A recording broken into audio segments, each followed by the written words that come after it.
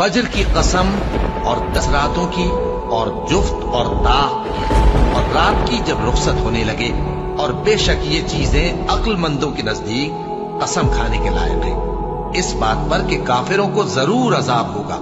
क्या तुमने नहीं देखा कि तुम्हारे परवरदिगार ने कौम आद के साथ क्या किया, जो इरम कहलाते थे, दराज कद मानंद सुतूनों की, कि तमाम मुल्क में ऐसे पैदा नहीं हुए थे।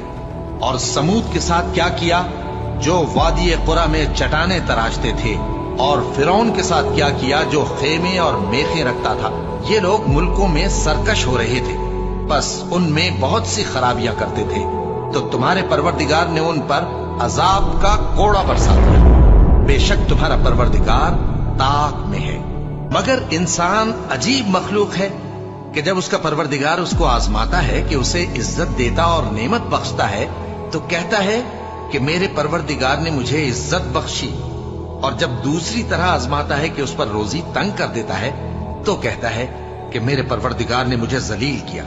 यूं नहीं, बल्कि तुम लोग यतीम की खातिर नहीं करते, और न मिस्कीन को खाना खिलाने की तरगीब देते हो, और मीरास के माल को समेट कर खा जाते हो, और माल को बहुत ही अजीज रखते हो। यूं नहीं, जब जमीन कूट कूट कर बराबर कर दी जाएगी और तुम्हारा परवरदिगार जलवा फरमा होगा, और फरिश्ते कितार दर कितार आ जाएंगे, और दोज़ख उस दिन सामने लाई जाएगी, तो इंसान उस दिन सोचेगा, मगर अब सोचने से उसे फायदा कहां मिल सकेगा।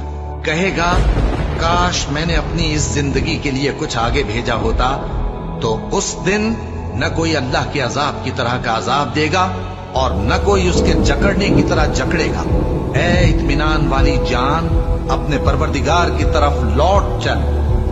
तू उससे राजी, वो तुझसे राजी। सो तू मेरे खास बंदों में शामिल हो जा और मेरी बहिश्त में दाखिल हो जा।